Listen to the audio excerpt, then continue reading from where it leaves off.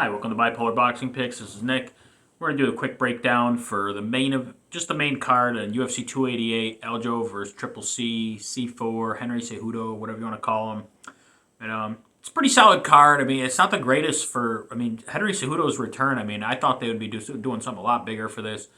I don't. I also don't understand why this is in New Jersey and not New York. Like with Aljo and Triple C, like why is this not in New York? Why do you have this at the Prudential Center? I don't get that, but it still is a solid card. But there ain't much star power on here at all. So let's just get it started. I mean, this is a good example right here. I mean, you got Kron Gracie versus Charles Jourdain on the main event or the main card. I just don't get it. Like in this card, like the fight right before this is Matt Frivola versus Drew Dauber, which is going to be an amazing fight. And I don't understand why that's not on the main card. That makes no sense whatsoever. But here we are with Kron Gracie versus Charles Jourdain. I mean, this is a style. Whoever implements their style here is going to win the fight. As cliche as that sounds, if Gracie gets him to the ground, Jourdain's done. But this is MMA. Like Kron Gracie has a win over Gary Tonin, I believe. I checked earlier, and so he can get it done on the ground. But this is MMA. I don't think the fight reaches the ground. The reason I'm picking Jourdain in this fight is because I looked at his resume, and his losses are not only to good fighters, but they're to stand-up guys. He loses to stand-up guys. He loses decisions to guys like Shane Burgos and stuff like that. They're probably better than Kron Gracie anyways, but they're also stand-up fighters. So that's just telling me Charles Jourdain hasn't lost to somebody who tries to implement a ground game on him. And so I'm not going to pick him here against a guy like Kron Gracie, whose stand-up is absolutely terrible. So, I mean, just give me Jourdain here by decision. I think he wins 3 rounds to none. A very easy decision. Obviously, the other way this could go is Kron Gracie. Kron Gracie could submit him in the first round. Anytime Kron Gracie gets him to the ground, he's going to be in trouble. But I don't think it comes in the first round. And the longer it goes, especially with these Gracie guys, don't have that great of a gas tank. Because they're just used to grappling. It's just it's a different set of stamina you're using. I'm not saying it's not good cardio there, but you see guys like Rodolfo Vieira, got a nice win last week, but like you've seen them gas out in the UFC, these top-level jiu-jitsu guys, some of them just don't have a gas tank in the UFC because they're just built different. And it's not a knock on them or anything, but that's just the way it is sometimes. So I just see Charles Jourdain winning an easy decision here. Like I said, 3 rounds to none. Next fight, I mean, this one should have been Movsar Evloev versus it's Diego Lopes, but it should have been Bryce Mitchell. I would have loved to have seen that fight. That fight would have been awesome. I see big things in the future for this Movsar guy. I've seen him fight a few times. I'm a big fan of undefeated Russians whose name ends in OV. I don't bet against those guys. I'm not going to start here. This Diego Lopes guy's got a few halfway decent wins on his resume, but let's be honest, like Movsar can do whatever he wants here. I think he's going to knock this guy out in the first round. It could even be ground and pound, but I think it's a pretty easy win for him, and he gets the job done here, and he'll get it done in the first round because he's on the main event of a pay-per-view. This is a perfect showcase here. I'm surprised they didn't move him off the main card either, but if he's still on the main card here, he's gonna go for an early knockout, and I think he gets it. And he's 29 years old, so I mean this guy is in the prime of his career. The UFC will be looking to move this guy pretty fast. They're probably going to try and set up that Bryce Mitchell fight another time, even though I think this was the third time it got canceled. But, I mean, we'll see what happens there. But, yeah, Movsar, stoppage first round. We'll say knockout. Next fight, this should be exciting. Jessica Andrade versus Zhaliana Yan. Yan is okay. I've seen her the last couple of fights. She looked very good against Mackenzie Dern, but that's Mackenzie Dern. She's a very one-dimensional fighter. Dern is a good fighter. She's very strong and everything, but if you beat her, it's easy to look good against her. If she's another one. If you don't implement your style, that jiu-jitsu style, you ain't gonna win many fights because her striking is god awful. And Jan looked really good against her. But my thing is here, if this fight was a weight class up, if Jan was a bigger girl, I might take her, but Jessica Andrade is so strong for that weight class. I think this fight's at straw weight. She's so big and strong. As long as she makes, I believe she made weight tonight. Like, as long as she makes weight, she can knock out anybody at that weight class, and she's just too big and strong. She's not going to lose a striking match in this fight. And that's what this fight's going to be. This fight ain't touching the ground. This is going to be a kickboxing match, back and forth. And with Andrade with all that strength, and Jan being a very tough fighter, but I don't know how technical she really is. And Andrade will just pressure, and win a decision here, I think. If she doesn't knock her out, because this is a weight class down for her, so I think she definitely has the power to knock her out. But I think she just wins this thing. I'm gonna say decision 2-1. I think that one round she loses is either gonna be the first or the third round. Third round maybe because she gets a little tired, and Jan is gonna be there the whole night. But I think Jan takes a pretty bad beating here, and she loses a 2-1 decision, but it'll be decisive.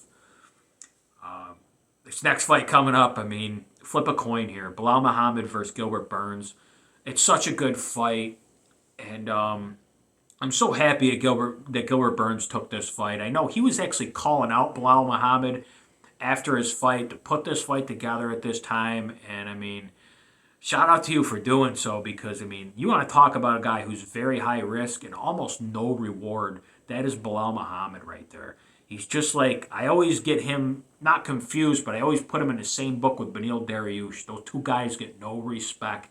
And this guy, Bilal Muhammad, doesn't have a lot of quality wins on his resume, but it's not his job to make the fights. He's fought like 14 times or something in the UFC.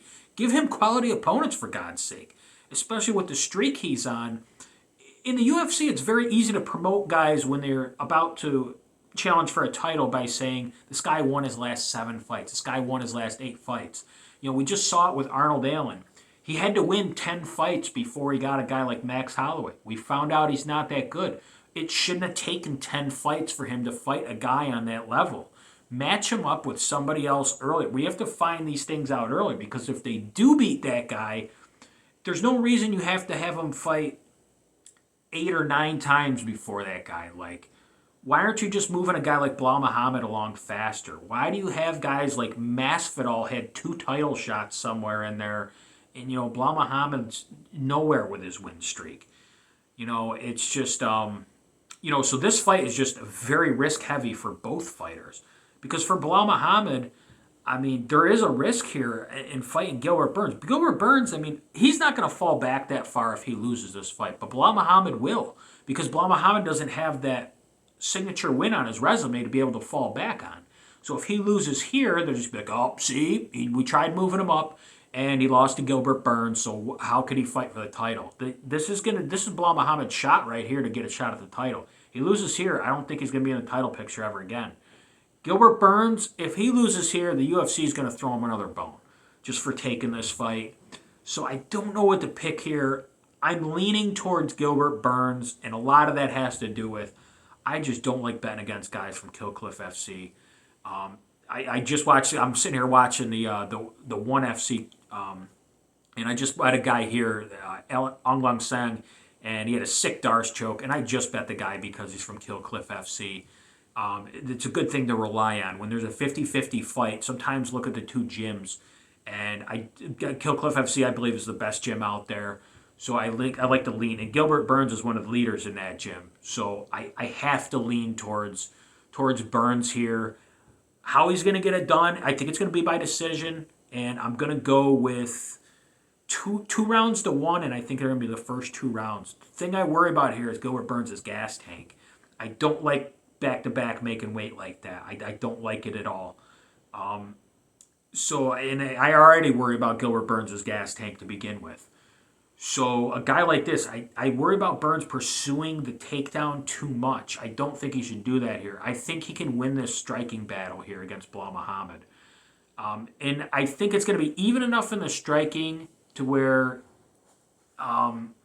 it's going to be even there, but I think Gilbert Burns will win this match, oddly enough. I think he's going to win it against the fence. I don't think there's going to be any takedowns in this fight. But I think Gilbert Burns will be strong enough to control Muhammad in those exchanges against the fence, get a lot of control time against the fence. I think it's going to be a very boring fight, to be honest.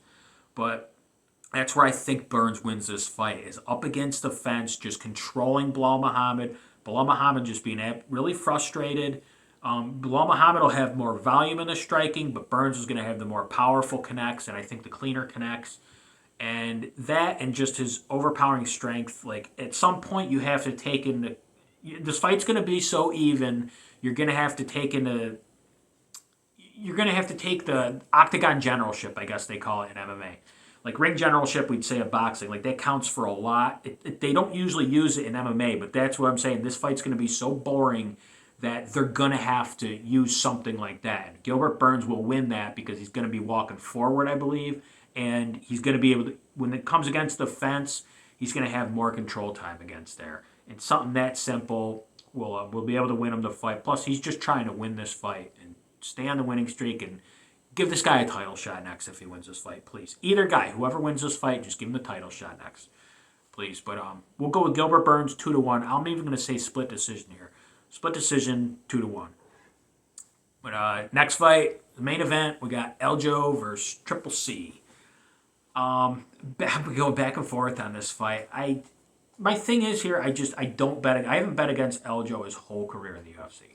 Now, sometimes you get screwed and he loses to a guy like, I think, Brian Caraway years ago, Misha Tate's boyfriend there.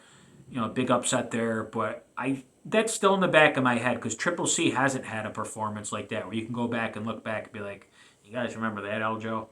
Triple C hasn't had a bad performance like that. And Triple C has fought a lot of good guys. I actually put Triple C above Demetrius Johnson in my pound-for-pound all-time list, whatever you want to call it. I like Triple C. I like him a lot. I like the fact that he works on his boxing, these last couple of years. But I don't see this fight going to the ground, and that's something where you always think Triple C has the advantage, which he does here. He does have the advantage, but I just don't see this fight touching the ground at all. So I just see Eljo's more diverse on the feet. Triple C might have better boxing, as he claims, but Eljo's also big enough, and I think he's going to judge distance better than Triple C in this fight. Triple C will be throwing, but I think he's going to be throwing a lot of hooks with those little T-Rex arms of his, and I don't think he's going to be able to get into distance to land anything really clean on Eljo. And this is another fight. This could be a very boring fight. I see a very boring fight here because I don't see it hitting the mat. They might try to hit the mat in the first round. Maybe each one of them tries to take the other one down, which it's just not going to happen. I don't see it. And then they're going to be forced to stand up. And I just got to take Eljo in the stand-up. Unless Triple C knocks him out, I just see Eljo winning a pretty easy decision if that's the way the fight's going to go. And I see him winning on the feet about 4-1 here. I see him winning a decision. This is like the best bet here is probably for the fight to go the distance. I don't think there's going to be a stoppage in this fight, but I'm not banking on Triple C to be able to control Eljo at all, whether on the floor or on the feet. And I just got to go with Eljo here. Triple C hasn't fought in 3 years. If this fight was 3-4 years ago, I'd take Triple C all day. But that's not the case here. Like, Eljo has not only been consistent, he's been fighting the best guys in the world for the last 3 years. Triple C had a family and everything. He said the last 3 years have been the best 3 years of his life. I understand why he's coming back. I know he's been training a lot. He's been training a lot of world champions, John Jones, Demetrius Johnson, and everybody.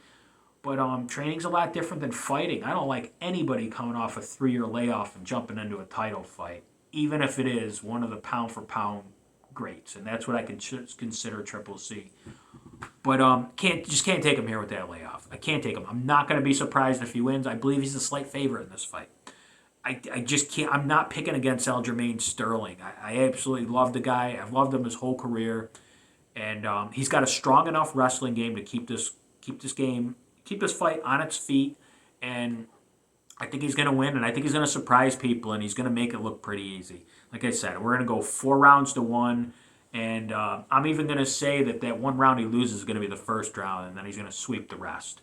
But I think it's going to be a very, very boring fight.